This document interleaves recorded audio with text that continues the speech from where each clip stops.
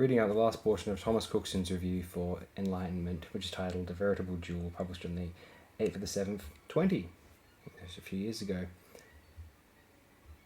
Enlightenment might have had the lasting impact it should had Doctor Who ended here. On this transition into stranger realms, maybe Enlightenment in resolving Tolo's trilogy was a story big enough to be the show's finale, a story about chasing a goal and destination point, asserting perhaps the show's getting too broad and too deep for DV.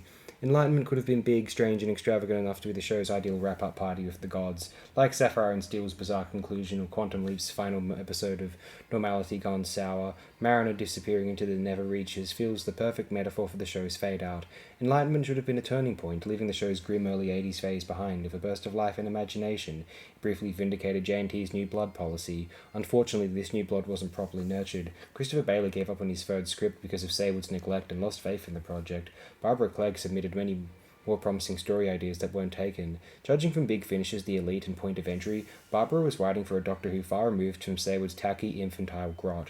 Stories where the Doctor was central to events, inquisitive and fit for purpose, allowing audiences to share his intrigue at each strange environment, but alien enough to occasionally do dark deals for the devil. That's what Barbara Clegg's work offered that J&T's era lacked. Active audience participation, unexpected surprise twists, actual compelling choices for our leads that didn't have mind-numbingly predictable outcomes. She'd thought them through like a role-playing scenario. What'll Tolo's choice be in the face of ultimate temptation? Will the Doctor help the stranded Dalek? Davison's refusal to bring the elite stranded Dalek home, knowing it'll eventually kill again, would have made welcome reparations for every time he'd let Ainley escape.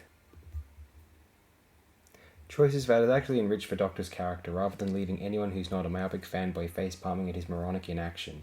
Choices that make the Doctor unpredictable and unknowable anew, whilst compelling casual viewers in the choice, making a show that lingered in the mind for the right reasons rather than the ugliest. Saywood's era generally resembled the most depressing live-action role-playing game, where everyone's apathetic, lethargic, and determined to play the game as badly as possible, with the intent to lose so it can be over with. Strangely, Saywood's writing only ever commits to cultish paralytic impotence. Barbara's stories are about will, faith, and conviction winning out, unlike Saywood's misanthropic compulsion towards wilting and crumbling all that to nothing. Barbara could have given the show a freshly feminine, humanistic quality ahead of its time.